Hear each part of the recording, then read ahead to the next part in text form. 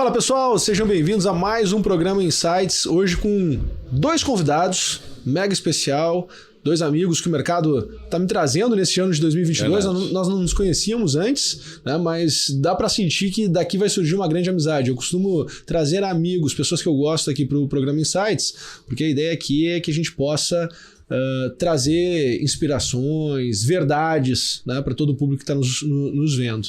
Tá? Então aqui, pessoal, legal. Hoje eu estou aqui com o Gleison, GG Trader e o Miguelito, né? Ambos estão hoje numa super empreitada que é a Liga dos Traders. A gente vai falar sobre isso, vamos falar sobre estratégia, sobre psicologia. Bora falar de tudo. Sobre tudo, né?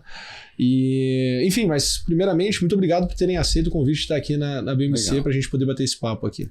Bom, eu agradeço, né? Estar aqui com você, estar aqui na casa BMC. Para mim é uma honra.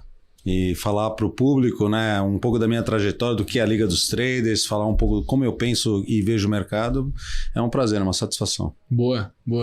Eu felizaço. Conhecendo a BMC de perto, a gente acompanha lá, né, de casa e hoje tá aqui, tô muito honrado. Obrigado aí por... É legal aqui a BMC, né? Sensacional. O Miguel, pessoal, ele tá meio nervoso. Tô um pouco nervoso. Ele tá um pouco suado aqui. Ele tá falando assim, primeira vez, eu vou ficar muito famoso. Fica tranquilo, cara. Fica tranquilo.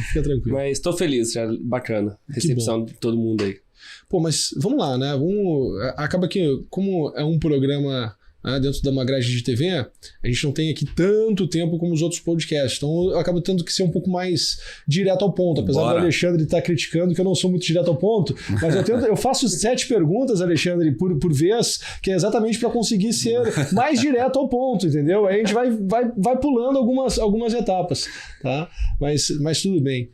GG, queria saber um pouquinho da tua história. Legal. Como investidor, como é que caiu no mercado financeiro, né? Legal. E por que virou trader. Né? Eu acho que é muito importante a gente tirar algumas más ideias que foram criadas, né, por esse ecossistema de influenciadores digitais. Né? Eu acho que é muito importante, até porque com a Liga do Trader vocês estão hoje conectados com... A grande massa dos traders profissionais do Brasil estão conectados na Liga, pelo que eu estou entendendo. Né? Então eu queria que tu contasse um pouquinho da tua história, um pouquinho da história da Liga. Miguel, me ajuda a fazer as perguntas para esse monstro aqui. Porque ele não respondeu, eu vou na veia. E instiga, tá? O negócio aqui é fazer ele suar. Tá? Isso aqui é uma inquisição, então. Quase isso, não é um podcast. Quase isso. Aqui é pra gente ser verdadeiro. Vamos lá. Legal. Cara, eu comecei no mercado em 2004, né? O primeiro contato mesmo com o mercado, de conhecer o que é Bolsa de Valores, foi na faculdade. Existia uma van da Bovespa que ficava circulando, ficando parando nas faculdades e tal, e eu falei, Bolsa de Valores, isso deve ser legal pra caramba. Eu acho que quem tem essa conexão com filmes, os Estados Unidos, eles falam muito disso, de Bolsa, né, e aquilo ali me atraiu, mas isso durante a faculdade, né, isso na década de 90, mas em 2004 foi realmente que eu comecei a operar no mercado à vista, né, home broker ainda, naquelas do banco, né, uma coisa bem, vendo os candlezinhos, aquele negócio bem amador, né? E é engraçado porque eu tive sorte, né? Eu ganhei muita grana, né? Eu tenho um apartamento até hoje que metade dele veio de uma operação em Plin 4, né? Para quem é um dos mais antigos aí. Plin 4, Plin C4, NET. É a NET, né? Virou NET depois, né? Porque era Globocabo, né? Foi comprado e tal, e aí o grupo Claro aí acabou comprando o Embratel, comprou todo esse pessoal. Mas foi pura sorte, porque eu fui para fazer um day trade alavancado, não deu certo, e aquele erro clássico, né? Eu corri atrás de dinheiro da família para fazer colocar o dinheiro na conta, né? Naquela época era... Que não ouçam agora, não tinha esse negócio de multa, né? Você colocava dinheiro no D3, não tinha problema. Até no D4 você ficava negativo na corretora lá, eu acho que o mercado ainda era não era tão estruturado como é hoje. E, cara, no D3 eu coloquei a grana, pau! Era um mico, né? Subia loucamente, né? E aí eu ganhei uma grana, executei grande parte, 90%, fiquei com uma partezinha, mas eu falei, cara, eu gostei disso aqui, achei que isso aqui é pra mim. Eu tinha empresa na época, né? E aí eu fiquei 2 anos no mercado, 2004 até 2006, até que eu tive uma oportunidade de sair fora do Brasil para assumir um projeto fora do Brasil que ia me demandar muito, e aí eu tive que abandonar o mercado. Né? Já não estava com essa conexão com o mercado brasileiro, saí, deixei o mercado em 2006 e voltei em 2016. 10 anos. Fiquei 10 anos fora. Eu fui como investidor. Nesse tempo eu fiquei como investidor e não como trader, né? Não ficava operando aquele negócio, né? Eu fui mais buy hold, como mantendo posições. E em 2016 eu vou... Porque 2016, de 2010 a 2016... Nossa, que parto foi aquilo, cara. Putz, eu me lembro bem. Me lembro bem. Mas eu entrei em 2016, cara, aí eu já vim começar a operar dólar. Por quê? Porque já lá no mercado futuro. No mercado futuro. Porque isso foi uma coisa que eu fiquei conhecendo, assim, de forma muito simples, num evento que tinha Expo Money. Sim. Né, que assim, a galera se encontrava nesses eventos para poder conversar sobre o mercado e tal. E era muito legal, né? E eu me lembro que eu entrei num stand, eu não sei de que era, e os caras falando do dólar. Olha, você opera dólar na casa, tal, assim, qualquer variação é demais. E eu fiquei, pô, um dia eu quero operar isso. Naquela época era impossível, né? Era muito profissional, né? As plataformas, muito caro, né? Então o público... Nessa época não 2016, né? Não, 2004. 2004 foi quando eu ouvi falar de dólar, que era o mini tava surgindo. Isso na época ainda era... A gente tá falando de pregão viva voz. Sim. Né? Contrato de dólar era... Não existia o contrato de mini, era o contrato de dólar cheio. Eu já tava começando o mini. Não, aí estamos falando de 2009 daí. Não, o Mini começou, acho que... o Mini começou com pregão eletrônico, né? Então a gente já estava ali em 2009, 2008, 2009. 2008 começou os testes de Mini, 2009 começou a rodar os Minis. Então, porque eles falavam... Eu operei tudo isso que nem um condenado. Então eu me lembro. É porque eu lembro desse movimento de criação do Mini, né? Até por causa do Lombardi, né? Lá da Interflow, que precisava colocar os Minis. Mas os caras falaram de dólar. E aí em 2015, né, para 16, aí eu falei assim, pô, agora eu quero operar dólar. E aí as coisas estavam muito mais abertas, enfim, né? E aí eu comecei a operar dólar, em 2016 para cá eu só opero dólar. Né? Só dólar? Só dólar, todo dia. Eu operei hoje. Operou hoje? Todo dia. Tá feliz? Tô feliz. Tá feliz. Você tem que estar feliz, né? Seja positivo, negativo. Não, mas hoje foi bom. Apesar do mercado truncado, com uma amplitude baixa, mas eu consegui fazer alguns trades e parei, porque também estava com uma demanda em outros assuntos, que é a Liga dos Trades, que demanda bastante coisa, né? Não, mas de vez em quando tem uma recaída no índice, né? Escondidinho, né? Mas... Uma vez ou outra ali, né? Não, mas eu não... O índice, para mim, eu uso outra técnica de gradiente linear, que eu fico mais tranquilo. Pô, cara, Para mim, aquele rabisco do índice para mim, meu coraçãozinho não aguenta. É mesmo? Eu acho que o dólar é mais cadenciado. E tu, Miguelito, da onde entrou nesse mercado? Cara, foi cair de paraquedas, né? Eu trabalhava em banco e entrei assim em banco de paraquedas. E aí fiquei 3 anos, pedi conta e fui trabalhar em Angola. E aí eu acho a ligação minha e GG e eu é por causa de Angola, né? O GG também morou lá muitos anos, quando ele foi trabalhar lá. E eu também morei lá. E quando o GG divulgou que ele tem uma imersão que hoje em dia é líder dos traders, e eu vim conhecer ele e conversei com ele e falei contei minha história pra ele, tô vindo de tal lugar, mas eu também morei em Angola.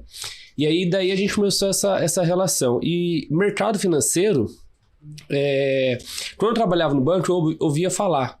Mas eu tinha aquele medo, né? O medo de todo mundo tá começando ali. Isso daí foi mais ou menos em meados de 2014 para 15, mais ou menos ali. E eu tinha muito receio porque é um mercado super alavancado, alto risco, renda variável. Era difícil você achar alguém hoje em dia que você... me fala sobre o mercado futuro, me fala sobre day trade, me fala sobre swing... E eu não via muita gente para falar disso, então eu tinha um pouco de receio. Quando eu voltei de Angola, que eu cheguei no Brasil, eu comecei a estudar um pouco mais e ir a fundo, né? Eu queria saber, entender, saber o que é um contrato futuro, o que é o mercado à vista, o que é renda variável. E aí foi a partir daí que eu comecei a me interessar, então eu tô nesse meio aí desde 2018, mais ou menos. E aí em 2019 encontrei o GG e tô até hoje aí. Pô, que legal. E a gente trabalha junto hoje. Ligação de Angola. E negociam junto? tem a mesma percepção de mercado, as mesmas crenças de mercado, porque nós antes ali tava ouvindo ali, vocês estavam batendo papo, eu tava ouvindo ali, pô, eu não opero nem análise técnica, nem análise de fluxo, é uma análise, né, psicológica, uma análise comportamental. Na verdade é um complemento, né? Complemento. É um complemento. Legal, vamos falar disso, mas operam juntos ou tem ideias e opiniões diferentes? Eu sou cria do GG. Por acaso ele me perguntou, GG, eu tô aqui no 22, o que tá acontecendo aí? Eu falei, cara, ó, passar do 30 sai fora, Ele né? tava comprado, tava vendido. E aí, no fim, saiu na operação os dois com gain. Mas assim, ele fica na sala dele, eu fico no meu cantinho lá, até mesmo... às vezes pra não dar essa enviesada, né? Pô, tô comprado, tô vendido, igual hoje. Hoje ele tava comprado, tava bem melhor que eu vendido, mas o meu setup, o meu operacional é com base no que o GG ensina. Desde a parte mental, lá melhorei muito depois convivendo, ouvindo as aulas dele, conversando com ele antes, igual hoje. Hoje teve uma operação no dólar, que eu queria entrar na operação e hesitei e não entrei. E o mercado desceu, acho, 10 pontos da onde eu queria entrar. Eu saí do computador e fui tomar um café. E falei pro GG, eu saí porque se eu ficar lá, eu vou querer entrar no meio do movimento e vou fazer burrada. Mas em tempos atrás, eu ia entrar no meio do movimento. Porque minha cabeça não estava preparada para aquela operação, para aquele operacional, para aquele momento. Legal. Tá, mas, enfim, entendi. Então, todo trader pode ter, mesmo tendo a mesma filosofia de investimento, pode enxergar coisas diferentes em relação ao mercado, é isso? Sem dúvida. Ainda mais mercados derivativos com alta volatilidade, né? Isso aí vai ser o time, né? Você pode segurar uma operação e, de repente, essa operação voltar, né? Porque ele é bastante volátil. Então, eu, por exemplo, às vezes eu estou posicionado contra também a minha posição dentro de uma corretora, eu opero por 2 corretoras, e porque eu uso técnicas diferentes, são times diferentes, situações diferentes, né? Então eu posso fazer um scalp dentro de uma corretora e fazer um position em outra, né? Vendo num cenário maior, né? As possibilidades são inúmeras. Na verdade, o mercado é caótico, né? As possibilidades são gigantescas, tem possibilidade para todos os lados, né? Eu acho que é isso aí que acaba atrapalhando muitos traders na questão mental, né? Porque é realmente caótico. E aí vem a questão do equilíbrio e você saber tradar. Tradar com o quê? Com equilíbrio, sabendo o que você está fazendo. Mexe muito com as emoções. Legal. Vamos tentar então deixar o público entender um pouquinho melhor, né? Porque eles devem estar entendendo. Cara, eu entendi 2 coisas, cara. Que é caótico e que é caótico. 3 coisas, né? Caótico. Vamos tentar o pessoal ajudar o público a enxergar um pouco melhor como é que vocês enxergam esse ecossistema de traders. Tá? O que é ser um trader para vocês? Para ti, GG, o que é ser um trader? Miguel, o que é ser um trader? Bom, primeiro vem da palavra ser um bom negociador. Eu acho que um trader, ele analisa muito bem. Ele tem o momento e time certo de fazer as suas entradas e saídas quando a gente pensa no day trader, né? Eu acho que exige muito de ter paciência, de você ter uma boa leitura de mercado naquele momento para você entrar e sair, né? Talvez seja talvez não, é o mercado mais rápido, exige muito mais do operador, né, do trader. E eu acho que é uma profissão que exige muito mentalmente para você poder ter sucesso. Eu acho que é aí que está o sucesso e o insucesso do operador, né? Tem que ter uma high performance, né? Você precisa exigir muito mental e ter equilíbrio para operar, né? Ser trader não é brincadeira, não é fácil. Te exige muito tempo para você perceber como que o mercado funciona, o que te aflige, o que você pode fazer dentro do intraday, que é a minha especialidade, né? Hoje vocês são day traders. Day traders, e assim, eu sinto... Eu quando faço position, cara, é muito mais tranquilo, né? Só que eu tenho uma mão muito menor. Quando eu sou um day trader, eu opero com uma mão maior, com tiros, né? Ou seja, operações bem mais rápidas, né? Então, isso exige também que eu tenha mais paciência, mais equilíbrio para eu poder operar. Legal. Eu vejo essa questão além disso, você falou assim, né? Filho de peixe, peixinho né? A hora que você perguntou, eu tava com essa palavra no GG, tanto conviver com ele, né? Você saber negociar, ser um bom negociador.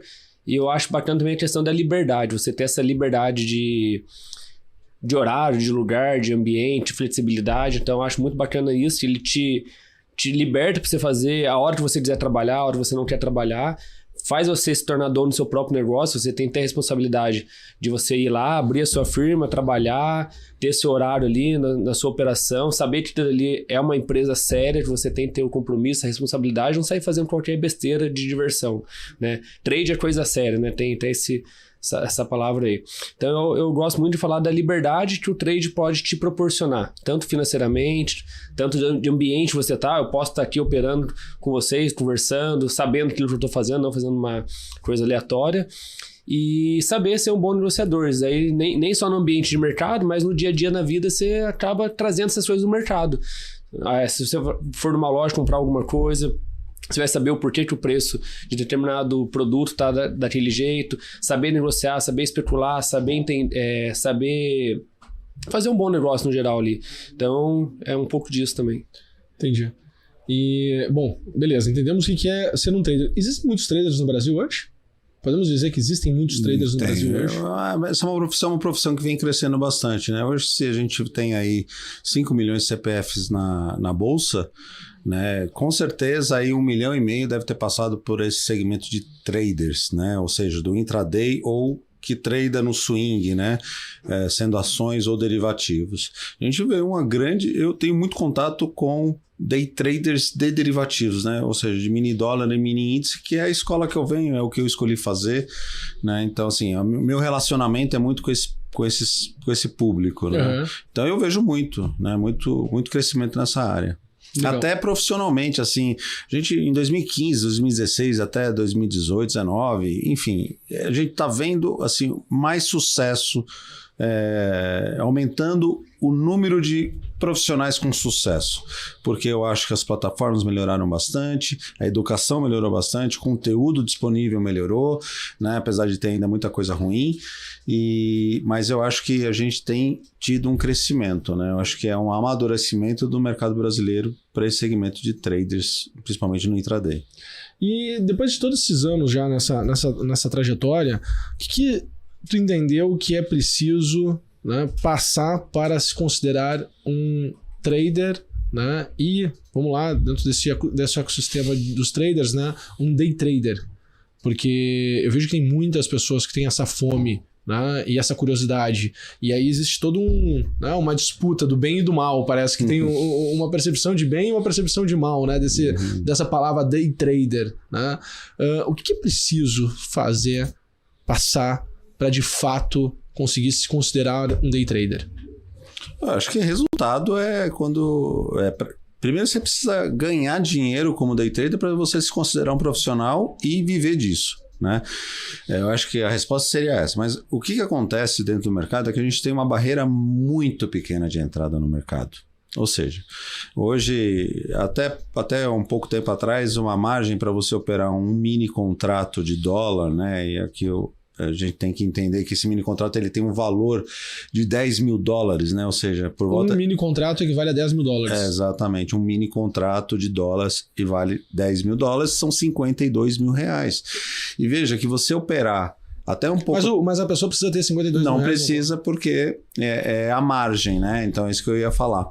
Até pouco tempo atrás, a gente tinha algumas corretoras que operavam com margem de R$25. Então, ou seja, você com R$25, você ia abrir uma posição para operar R$52 mil. Isso é surreal de alavancagem. É um negócio absurdo. Mas então começa errado na estrutura. Na estrutura. Não no resultado em si, porque é difícil tu conseguir um resultado operando nessa alavancagem. Não, qualquer variação vai te estopar. Que a gente fala, né? Porque você não tem margem suficiente para operar esse volume de dinheiro, né? Nos Estados Unidos a gente vê margens muito maiores para o mini S&P. Então, assim, agora, recentemente, foi nivelado em R$150, ainda que eu acho muito baixo. Então, a porta de entrada para você ser um operador de mini contratos de dólar, que eu acho que é a maior porta que se abre aí para o mercado, né, para quem quer entrar, qualquer um entra. E isso faz com que a pessoa entre despreparada. É como se você estivesse passando na rua, alguém chegar, vem aqui operar um joelho numa clínica ortopédica, né? Você vê, ninguém opera da noite pro dia um joelho, né? Existe uma formação, né? Então eu acho que o tempo, ele é um dos elementos que infelizmente, o ser humano é ansioso, ele queima, ele procura queimar. Eu queimei etapas. Eu tomei prejuízo pra caramba no começo. Por quê? Porque para mim era muito fácil. Chegar lá, abre uma plataforma, dá um clique, dá uma operação, e às vezes você ganha, né, na sorte, e ainda pior ainda, porque você acha que você sabe alguma coisa, e depois você acaba perdendo tudo. Então, o que eu acho que seria um caminho saudável é estudo. Estudar antes de começar a boletar. Como qualquer profissão. Como qualquer formação profissional. Né? E normalmente não é isso que acontece. O cara entra, coloca um dinheiro na corretora e sai boletando. Não faz o estágio ali depois, né? Eu conheci só 2 caras hoje. Até hoje eu só conheci 2 caras que estudaram 2 anos antes de negociar. O cara pegou o livro, pegou estudo, curso, fez sem boletar. Os caras falam assim, GG, em 2 anos eu não operei. Eu só estudei, só ficava vendo. De tantas pessoas que eu conheço, eu só conheço 2 que seguiram um caminho sadio e são 2 bons operadores que eu conheço, que eu vi os caras operando. E operam pesado. Um deles opera, o outro não. Mas um deles opera muito pesado. Né? Eu tô falando assim, de 500 contratos de mini dólar. O cara que faz 100k num dia, perde também, como tudo. Mas assim, a trajetória é uma trajetória sadia, né? Não foi meu caso. E não é o caso de 99,9% ou mais, né? Porque o cara, ele entra boleta mesmo. E acaba tendo a adrenalina do jogo, a adrenalina do game, né? E te digo, vicia, né? O negócio, o mercado financeiro vicia. O mercado financeiro tem várias coisas que eu posso falar. O mercado financeiro mostra quem você é. Se você é um cara ansioso, se você é um cara ganancioso, se você tem equilíbrio emocional, ele deixa você nu. Quem é você? Vai para o mercado que ele vai te falar quem é. Humildade vai deixar você bem humilde, né? Muito. Né? Vai te dar muito tapa na cara, né? Quando eu volto em 2015, 2016, eu volto com uma mentalidade de executivo, né? Presidente de companhia, vice-presidente, empresário de 5 empresas, prepotente e arrogante, com uma caneta na mão, com um pouco de dinheiro. E eu vou pro mercado achando... Eu lembro, cara, que quando eu comecei, nessa segunda fase, né? Eu falei com um cara na corretora, né? O meu assessor. Falei, cara, se eu boletar 100 contratos, eu vou mover mercado? Vai mover sim. Eu falei, cara, então eu tô rico, porque como eu tenho um pouco de dinheiro, eu vou movimentar mercado. Depois eu vendo. Idiotice, ignorância pura. Né? Hoje eu estava vendo uma boletada, porque eu olho muito fluxo, né? Acho que foi a boletada do Goldman, né? Que mandou 1000 lotes do Mini. Cara, no mesmo segundo saiu... Absorveram tudo. No mesmo segundo já saiu... acho que ele fez uma venda, ele fez uma compra de 1000 contratos. Cara, no segundo seguinte já estava vendendo mais barato, entendeu? Os caras absorvem 1000 contratos assim, não move nada. Então, e aí eu venho para esse mercado com um pouco de dinheiro, porque antes, nas minhas empresas, eu mandava executar, eu tinha dinheiro para fazer as coisas acontecerem, e venho com essa mentalidade no mercado. Bom, então eu vou mandar no mercado também. E isso é inconsciente, né? Até o ponto de você chegar e falar, o mercado te dizer, cara, tu não manda nada aqui, você não é nada, e nunca vai ser. Porque você não vai conseguir ser maior que o Goldman. Você nunca vai ser maior do que grandes players, né? E isso cai, aí você vai cair numa realidade, né? E enquanto isso, você sofre.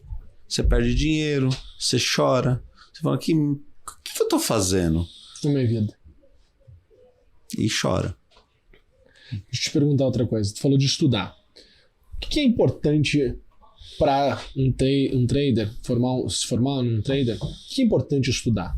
Tá? Eu acho que todo mundo começa por uma questão de entender, ter um método para tomar decisão. Sim. Tá? E quando a gente olha para método de tomada de decisão, é alguma coisa que está fora da gente. Tá? Então também a culpa pode ser, muitas vezes a gente fica navegando na volta da busca do método perfeito. Do santo grau. Porque é alguma coisa que está fora de nós, né? E que acaba, quando as coisas não dão certas, esse método acaba sendo o culpado pelo nosso fracasso, né? O que para vocês é importante estudar? É fluxo? É análise técnica? É fundamentos? É notícia? É psicologia? O que um trader precisa estudar, né? E se puderem, né, dar alguma dica de algum um lugar que algum conteúdo que faça sentido, algum lugar que possa entender, né, buscar esse conhecimento, o que é preciso? Né? Quais são os passos, né? Que nem, já que tu falou do exemplo da cirurgia do joelho, para chegar a ser um traumatologista para fazer uma cirurgia num joelho, tu vai ter que passar lá pelos 7 anos de medicina, mais o estágio, a residência, vai ter que fazer todo um... tu vai ter que ter uma gama de conhecimento para poder chegar, né? E depois também experiência prática para poder chegar lá. O que precisa? Eu só fiz uma colocação. Eu, como iniciante, hoje em dia eu tenho noção, até pela convivência no ambiente que eu tô, é mente. É cabeça, é se conhecer aqui. Porque a escola que você vai estudar, seja fluxo, técnica, renco, exaustão, enfim, essas você vai conhecer depois e vai ver qual melhor se adapta ao seu perfil.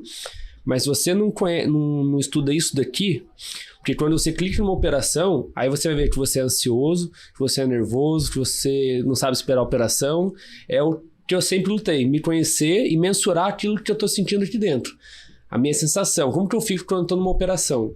Então, a questão da parte mental, o DJ fala, eu como iniciante, eu acho muito importante você estudar isso e conhecer isso em você. Como que é o seu acompanhamento? Porque uma coisa é eu abrir uma boleta com um mini contrato e eu estar perdendo 200, 300 reais se o mercado cair contra mim ali, 30 pontos no dólar ali, tá tudo bem, tá dentro do meu operacional, tá dentro do meu gerenciamento.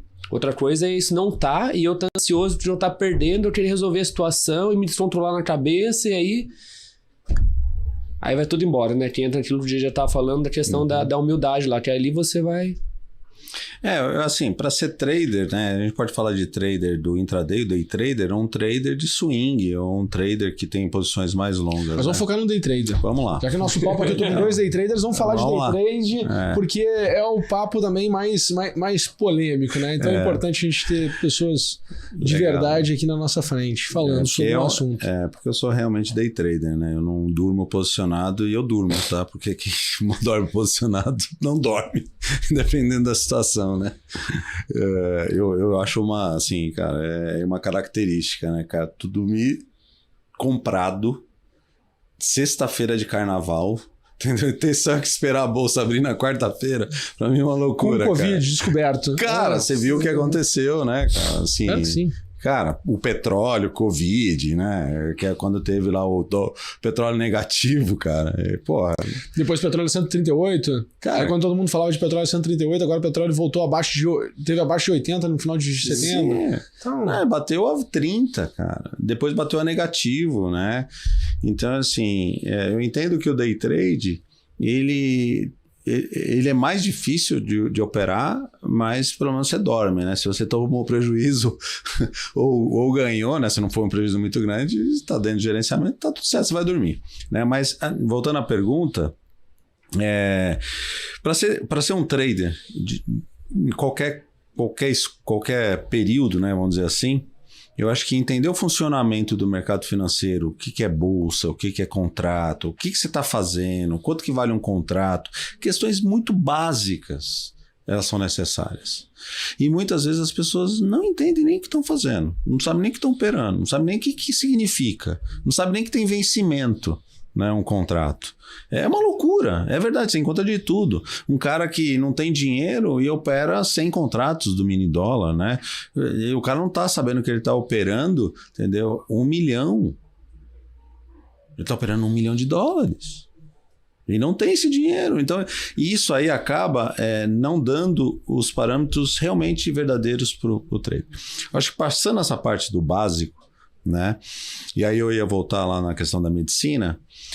O estudante de medicina, ele vai aprendendo coisas sobre a medicina de todas as áreas. Sim.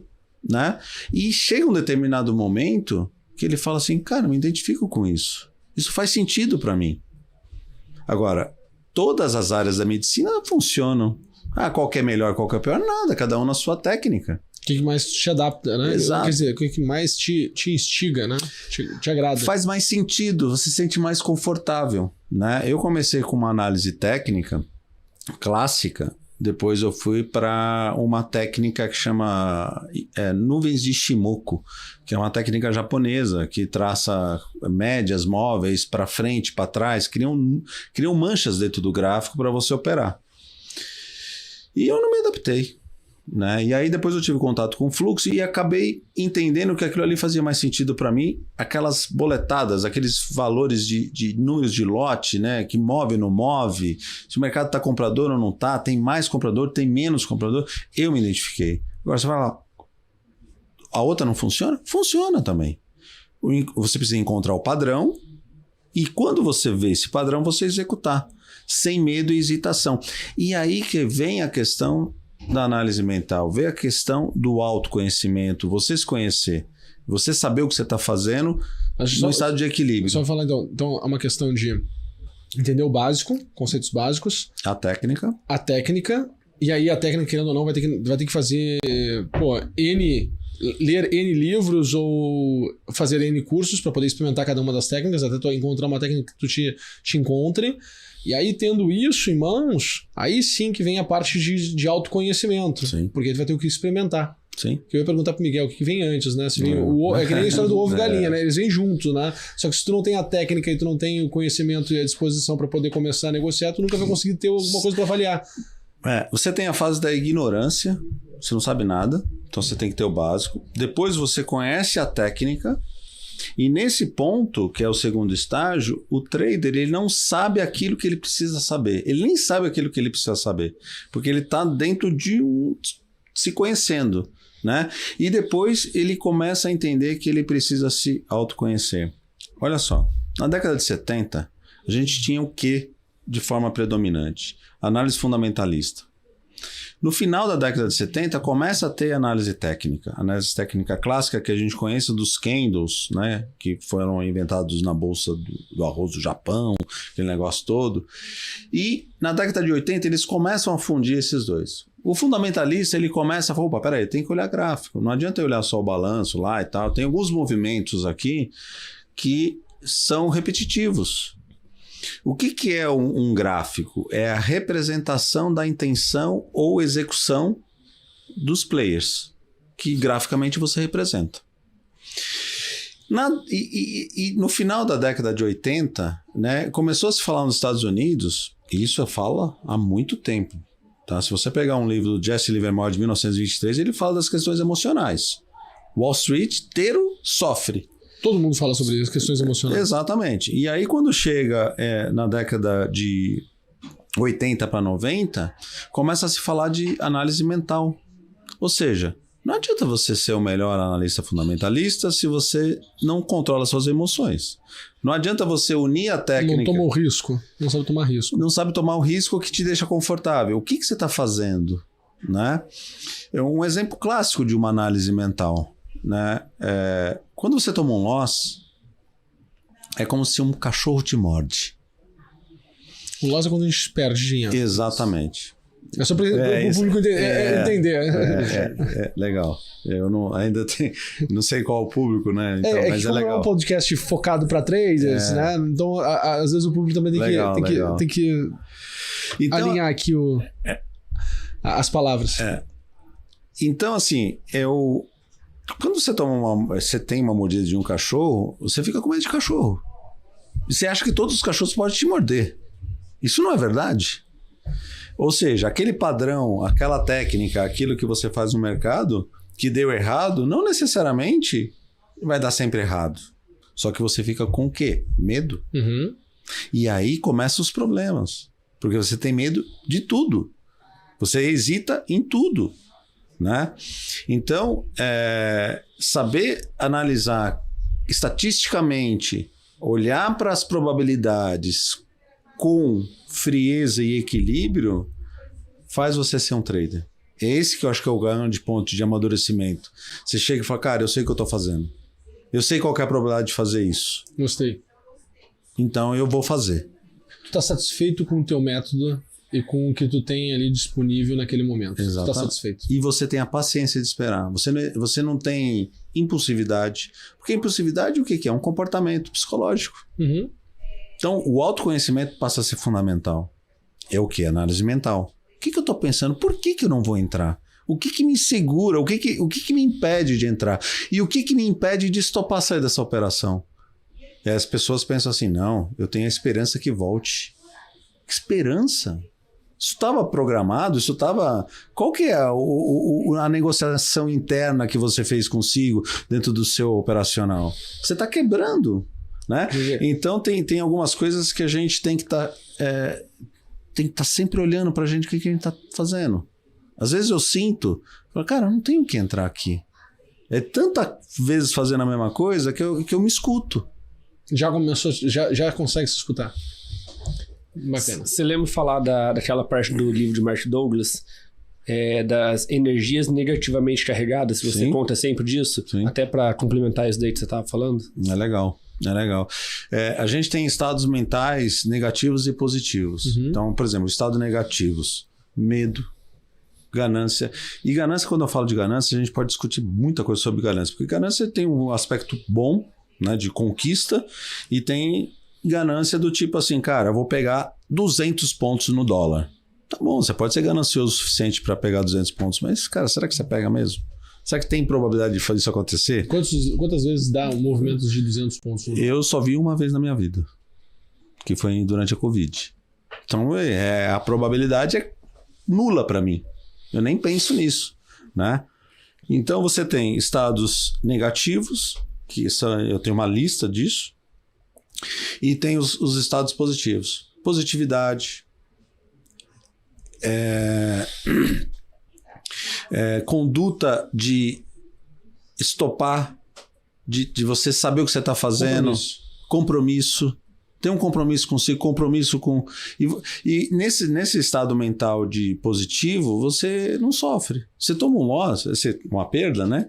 Você vai lá e stop e está tudo certo. A dor do sofrimento te causa estresse, que te gera cortisol na corrente sanguínea, você fica louco, você quer operar mais, você fica fora de si, né? As pessoas, quando estão sob um grau de estresse e o mercado proporciona isso, cara, você é capaz de matar alguém. Porque a sua fisiologia mudou, é um estado negativo. Geralmente as pessoas matam a elas mesmas, né? Porque elas, na verdade, elas sabotam a sua vida quando as coisas começam a dar errado. Sim. Não aceita perder. Não aceita perder, começa a perder cada vez mais. E aí, isso, querendo ou não, tu tá matando um certo aspecto da sua vida, né? As pessoas... O cortisol é complicadíssimo. E tem gente viciada nisso, né? Sim, na verdade, todos ficam viciados nisso. Sem saber. É um processo de autossabotagem. Sim. E querendo ou não... Depois vira o grande culpado, né? Uhum. Como se fosse o grande culpado. Bacana.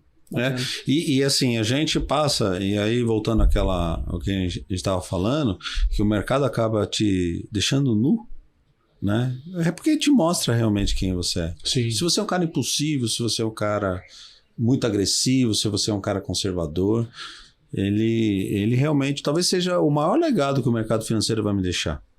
Assim, o autoconhecimento. O autoconhecimento. Cara, foi incrível, porque ele falou assim, GG, fica na sua aí, brother. Aqui você não é mais, aqui você não manda, você não consegue. Você não consegue ter domínio sobre o mercado. E uma das coisas que eu lembro, uma vez que um cara chegou para mim e perguntou assim, GG, existe sexto sentido no mercado? Cara, aquela pergunta me deixou intrigado, assim, pensativo, de falar assim, cara, que pergunta louca é essa? E aí eu cheguei a uma conclusão e o cara tinha razão. Tem sexto sentido no mercado? Tem. Quando você se sente mercado. Quando você olha para a tela e você fala assim, eu sou mercado. Eu tô aqui junto com esses caras. Eu vou fazer aquilo que me cabe fazer diante de uma situação. Então não é um game, não é o mercado contra você. É você dentro do mercado. Dentro do mercado. Fazendo parte do mercado. Fazendo parte do mercado. Porque quando tu luta com o mercado te usa. Exato. Né? E aí tu vira simplesmente uma liquidez. Sim. Né? E aí quando você fala assim, caramba, mano, eu sou mercado, e você pega a onda junto com os caras. Sim, aí tu consegue antecipar. Porque na verdade tu consegue enxergar aquilo que não estão enxergando, que é o que vai gerar o próximo movimento. Sim. O próximo movimento ele não é ocasionado pelo aquilo que as pessoas enxergam em massa.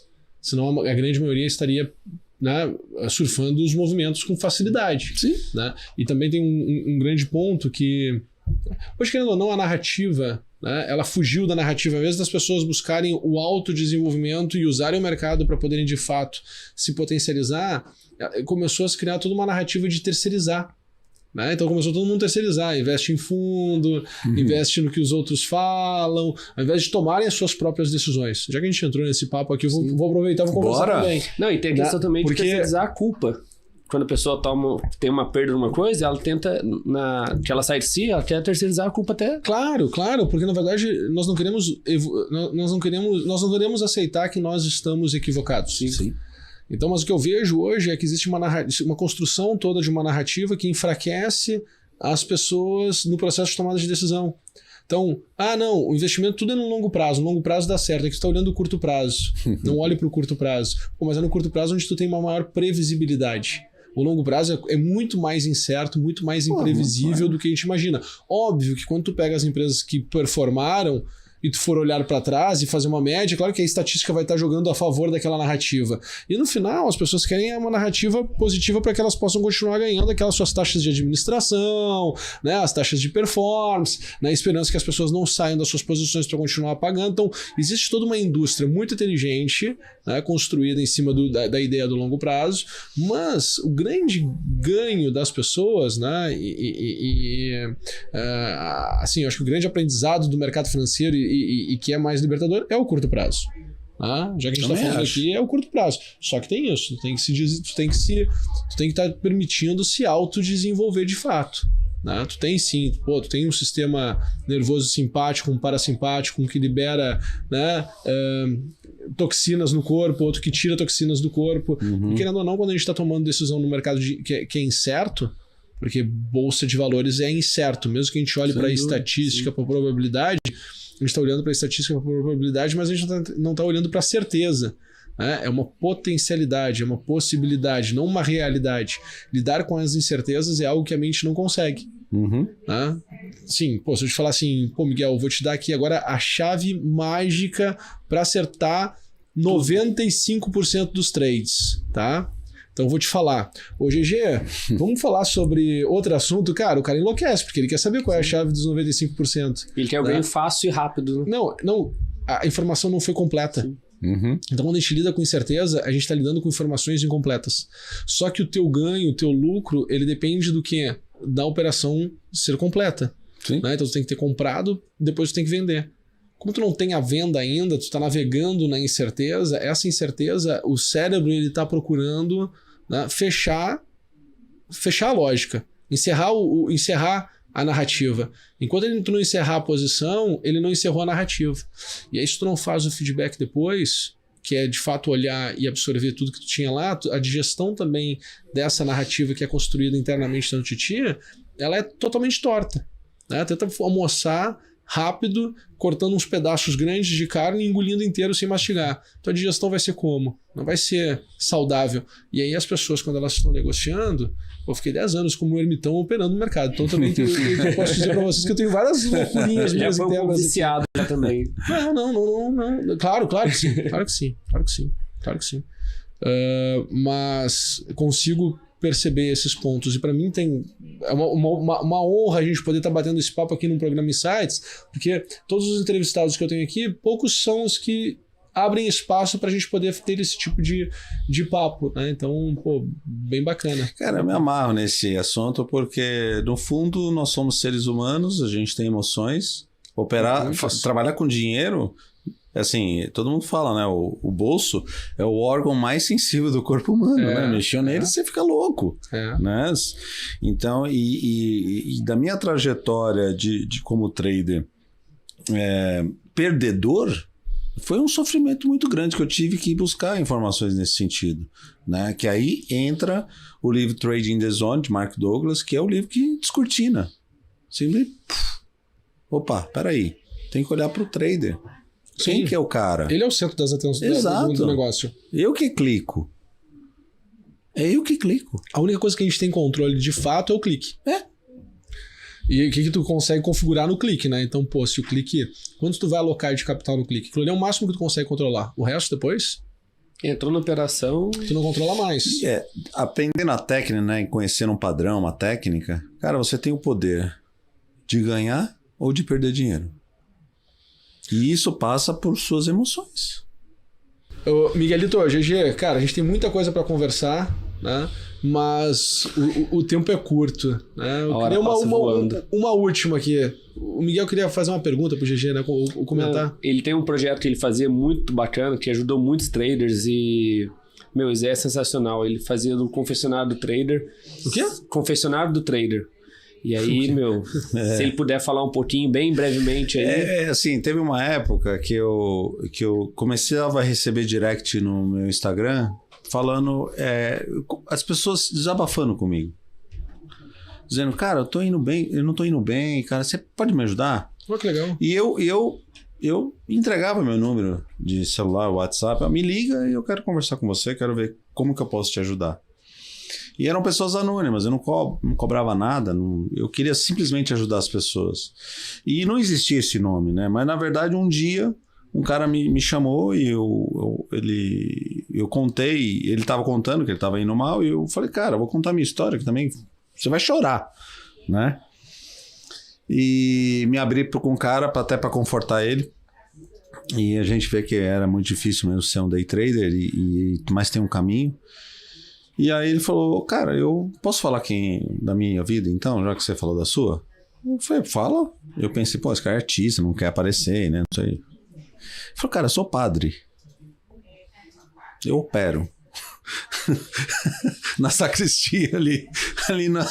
Eu falei, cara, e eu falando palavrão com ele e tal, essas coisas, aí eu falei assim, cara, tá tudo certo então, você vai treinar que nem Jesus, cara, tranquilaço, não vai ter problema.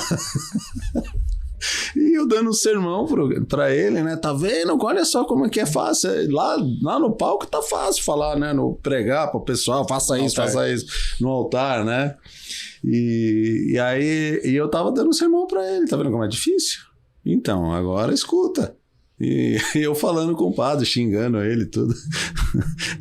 Aí eu criei esse confessionário do trader, né, que era um momento que eu tinha que ficar com o trader para poder escutar e fazer um morning call com ele, dizendo o seguinte, cara, isso você não vai fazer e isso você vai fazer. E você vai ter que assumir um compromisso comigo. Senão, a gente corre, assim, você tem que assumir um compromisso comigo. Se eu pedir a nota de corretagem, você vai me apresentar. Então não faça cagada. Não faça besteira, porque eu vou puxar a nota. Entendeu? E hoje na Liga tem isso também ainda, na Liga dos traders? Na Liga, quando o pessoal tá tradando lá, eu vejo que o cara tá triste, eu já sei, esse cara tá no nosso. Você sente a fisionomia, dá pra perceber. Não, mas eu não peço nota de corretagem, né? Só para alguns que eu tenho esse compromisso, né? Se o cara chega para mim e fala assim, GG, eu preciso mudar. Então aqui eu faço um morning call com ele, ele senta do meu lado e fala, cara, não, vamos fazer assim, assim, assim, nós temos uma estratégia para hoje. E se precisar eu vou puxar nota. Então não faça besteira porque você vai passar vergonha. E aí eu vou falar um monte para ti. Como eu não tenho VAR lá, né, não posso ter um VAR ainda, né, assim, um dia na Liga tem VAR, de estopar os caras mesmo, mas eu uso esses artifícios para poder fazer com que o cara fique na linha. Bom, para a gente terminar aqui, quem quiser ser trader e está nos assistindo, como é que eles encontram vocês? Bom, eu tenho meu Instagram, @gg_trader. Tá. Tome cuidado com os fakes, que eu tenho dezenas, acho que passou de uma dezena já de fakes. Todo dia nasce um, cuidado. @gg_trader, não peço dinheiro para ninguém, não faço aplicação para ninguém. E a gente tem a Liga dos Traders, então www.ligadostradersoficial.com.br. Lá tem conteúdo gratuito que a gente está colocando à medida que a Liga está crescendo. Tem salas ao vivo e a gente está ali muito perto, né? É uma liga. Então eu falo que na liga ninguém solta a mão do GG, ninguém solta a mão de ninguém. Então é todo mundo ligado para ver se melhora aí o operacional de cada um. Pô, sensacional. Isso aí. Tu também, Miguelito, tem o WhatsApp? O WhatsApp não, o WhatsApp tem também. Não, deixa o WhatsApp.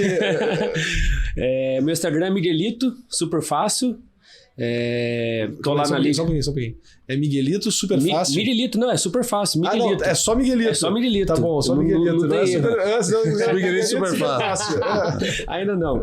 E aí tô lá na Liga dos Traders, na nossa plataforma, nosso site. Todas as técnicas vai estar todas aclopadas lá, vai estar todas... É um pouco do conceito do que eu acredito, né? Vai estar tudo lá, que é o então ensino tem análise colaborativo. técnica, tem fluxo, tem Renko... Maravilha. E temos treinamentos presenciais, imersões, então acompanha no Instagram do GG, no site da Liga, Sempre que, tô comunicando. acho que isso é muito importante pro mercado, e fazer umas imersões presenciais. Beleza. E Obrigadão. passa lá tomar um café. Com certeza. Pessoal, esse foi o nosso Insights do dia de hoje. Tenho certeza que vocês gostaram, eu adorei. Fiquei aqui com um sentimento de que a gente precisava de mais 1h30 aqui de papo, pelo menos. Verdade. Né? Mas a proposta aqui é o programa acabar sendo de 45 minutos, então não tem como se esticar. Espero que tenham gostado, compartilhem com seus amigos, acessem lá, busquem essa turma aqui da Liga dos Traders, porque eu tenho certeza que vocês vão aprender muito com esses dois aqui, tá bom? Nos vemos semana que vem, no mais um programa Insights aqui na BMC News. Até mais, valeu, tchau, tchau.